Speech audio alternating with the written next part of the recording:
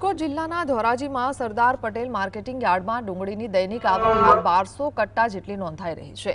કમોસમી વરસાદના કારણે પાકને નુકસાન થવાથી ડુંગળીની આવકમાં દર વર્ષની સરખામણીએ ઘટાડો જોવા મળ્યો છે। ડુંગળીના પ્રતિમણના ભાવ 100 રૂપિયાથી લઈને 300 રૂપિયા સુધી બોલાઈ રહ્યા છે।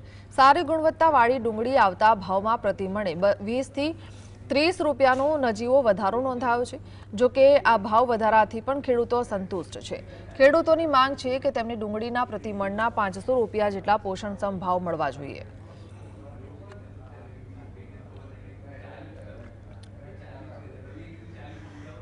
ડુંગળીની આવક 1100 કટ્ટાની હતી। એબાઉટ ભાવ ઊંચા નીચા ગણી તો 130 થી માંડીને ઉપરમાં 305 રૂપિયા હતા। ક્વોલિટીમાં થોડો સુધારો થયો છે, જેથી કરીને ભાવનું થોડુંક ડિમાન્ડના હિસાબે 10, 15, 20 રૂપિયાનો વધારો છે। ક્વોલિટી જેમ વધારે સારી આવતી જશે એમ ભાવ થોડા વધશે।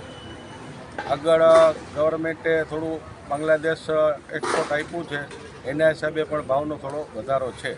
તો આગામી સમયમાં ક્વોલિટી સારી આવતા ભાવ સુધારવાની આશા છે। બિયારણ, ખાતર, દવા બધું મોંઘું થઈ ગયું છે। સરકારને નિકાસ કરવી નથી અને ખેડૂત આમાં હેરાન થાય છે। અમને પૂરતી મજૂરી આમાં ઉઠતી નથી, અમારા મજૂરીના પૈસા અમને મળતા નથી। કેવા ભાવ મળે? સરકારને મણના કેટલા ભાવ મળે છે?